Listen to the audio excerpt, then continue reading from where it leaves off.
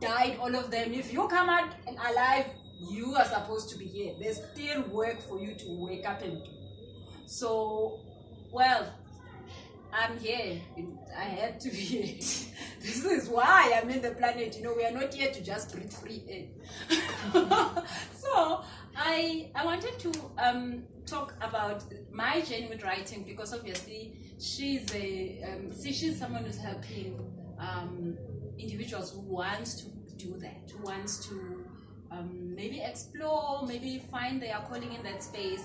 And when I wrote my book, which for some weird reason, very, very weird, it's an international bestseller. It's sold all over the world more than it's sold in South Africa. Oh. In a way that I would have never imagined. And did I want to write the book? Definitely no. There was no need in me, no desire to write a book. I did not want to write it. So when I started being a money coach, because also that was a very dramatic story. I did not want to be one. Like, there's so many things in life that I wanted to be. I didn't want to be one money coach or write the book. Till today, I think, you know, if I can get a way out somehow, like, I'll definitely take it. But every time, you know, I'm like, I'm done. Today is the last day. Tomorrow I wake up and it's still there and it wants me to be there. One time, because at about age 21, I decided that IT that I had studied was not my thing, because IT needed me to sit in front of a computer, talk to a computer. There was no way I could talk to anybody other than a computer. The computer was not talking back at me and all that. And I thought, oh no, it's not going to work. And I mean, I was going to work every day. I was earning a very good salary. I was getting promotions and increases, but I was crying every lunchtime. Because I was like, I am not supposed to be here. And I was 21, I didn't even know, you know, why I was crying. Because people at 21, they just want money and amazing things. And I had that, but I knew that I wasn't supposed to be there. Like, when I told somebody who was my age, they couldn't understand what I was talking about. It didn't make sense. But then I left, and I went, and I left when I was 24, getting married. I decided I was going to quit my job, not knowing what to do with my life. Now, people who come to me and say they hate their jobs, I normally never say they should leave their jobs. I don't know why she did it. I never said it. So, and I know how much drama you go through when you do that. But obviously things work out. It's just that there is so much drama. Unless you're a drama queen, then you will be fine. But other people do not survive. So I then left and then started a business. And from that time till the last day when I started being a coach, every other time there was something, I would sit down in business presentation and I would talk. And I remember one time I had this amazing business plan. I needed millions, and I was presenting in front of a board. And this one lady, she said to me, how many times have you thought of giving up on this? I said to her, never. Me, I would never give up on what? On business? No, man, never.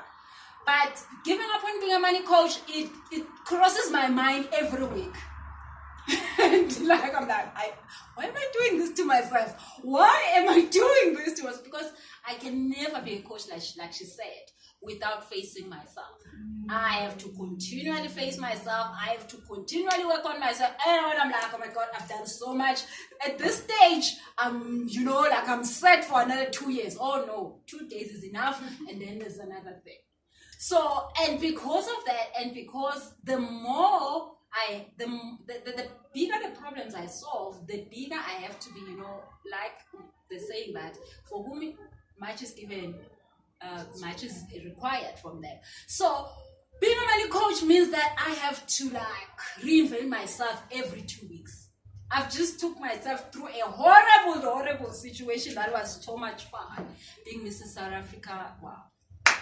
That also just showed me all the stuff that I never thought existed in my life. Like the fact that I hated my body. I never thought I was beautiful, like not even one day, never crossed my mind. And every time people will come to me and say, you are so beautiful, I'll be like, oh my God, why? Like, what else can you say? Like, can you not say such things?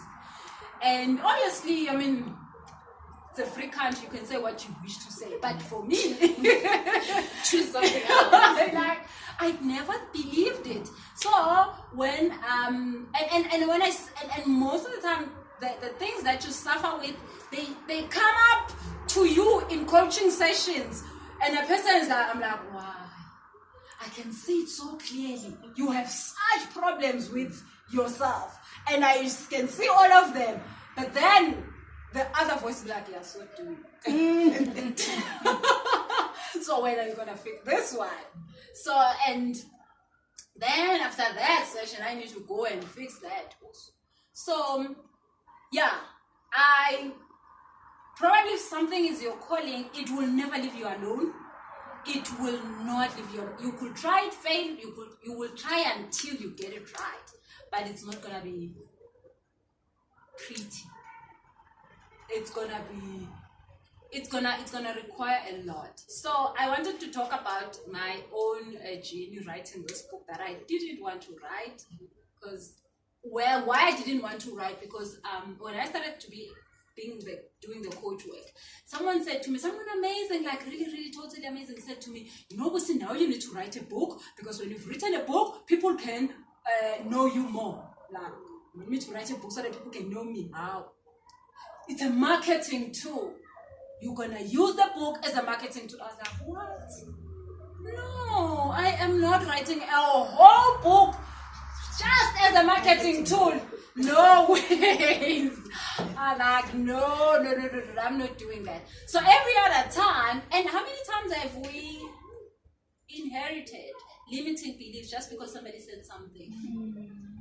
And you take it with you. So yesterday, I was out having drinks with my husband. So we meet this other lady. Well, she definitely loves me so much. And then we ended up being in a table of about 15 people.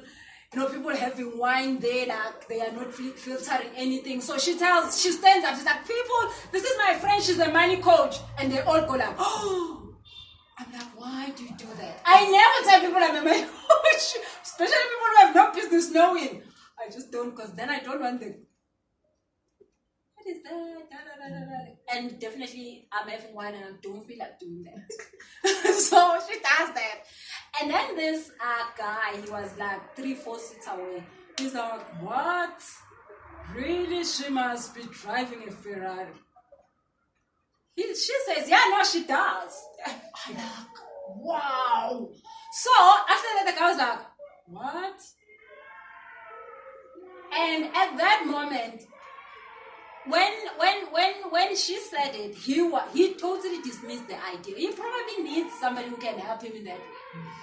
But he looked at me. I mean, I wasn't looking like a money coach, obviously, at the time, and he just like, whatever. And when she said that, the guy literally, I saw him change, as in that maybe I should talk to him.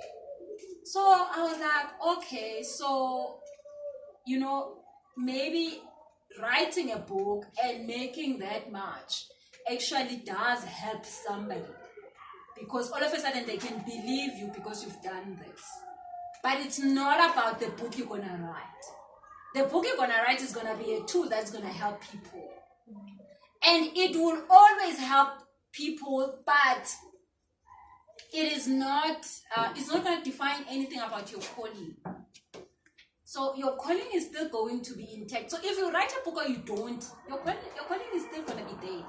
So it, like the guy that said marketing tool, maybe he was right, but I was like, no ways, I'm not doing that. So now, how I actually now got to write the book. So I've totally dismissed the idea that I could write a book, because I know I don't want to do that. And I mean, being a money coach alone is just too much work, and I don't want to add on that. So I'm not doing that. So I totally don't do it. One day I'm with my coach. So I've got about 3 coaches that coaches me on all sorts of things. They are also stressful in my life. but yeah, they mostly help. So we're sitting with my coach, and he says to me, I don't know what was happening, but for some reason he got me to think that a book idea was okay. I don't know what happened, but it wasn't supposed to be like I think it was supposed to be an ebook that a person downloads from the internet. You know, those small 3, 4, 5 pages type things. Yeah, it was supposed to be just something quick, and it's not going to be a big deal. I'm going to do it fast. Anyway, I'm writing articles, it's not going to be an issue. I agree. But then he says to me, you know what? But because most people, when you sell them something, they actually take it more serious than when you give it for free. So maybe let's put a small fee so that they can buy the book and then they can actually read it. Okay, so I'm saying, okay, but it's okay. And then he says, so what you need to do is you need to advertise it before you even write it.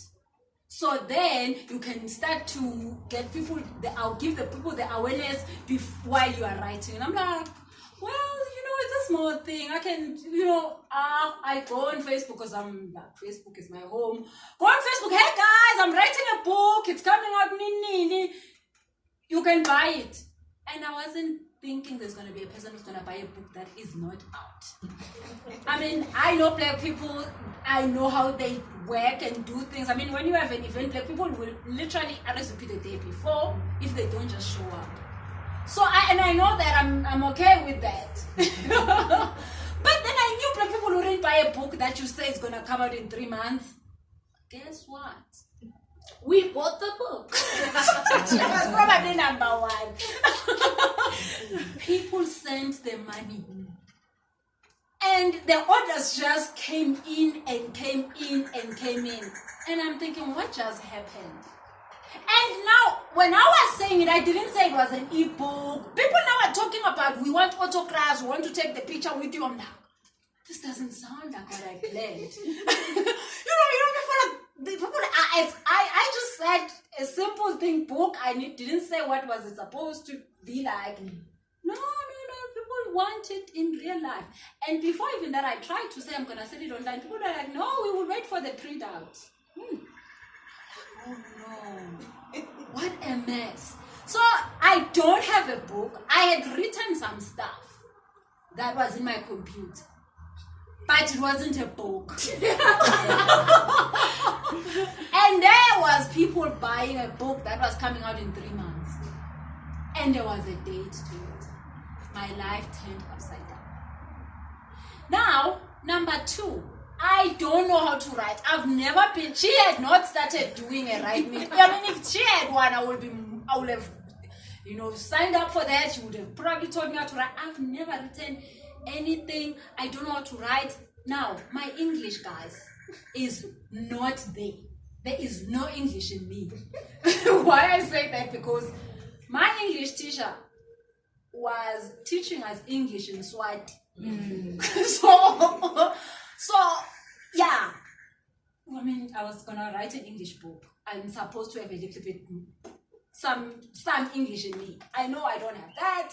I don't have any writing skill. It's a mess. And then I'm like, coach, what is this? He's like, no, go ahead, write a book. I'm like, what book? It's like, but people are buying the book. You can't go back and say to them, you're not selling a book. I'm like, but I don't know how to write a book. I don't know even how to speak correct English. How much writing, you can jinx when you speak whatever you're saying that people will not take it more serious because they're feeling your energy. But when they're reading it, they can actually say this person doesn't know what they're doing. And then just about that time, Bonang took out a book. Bonang took out a book that was, oh my God, every day a person made fun of Bonang. My heart broke. I was like, I'm next. I am next. This is how my life is going to look like in no time. So, I'm not supposed to write a book. So, the book it's got 2 categories, two Parts. parts. Thank you so much for the English.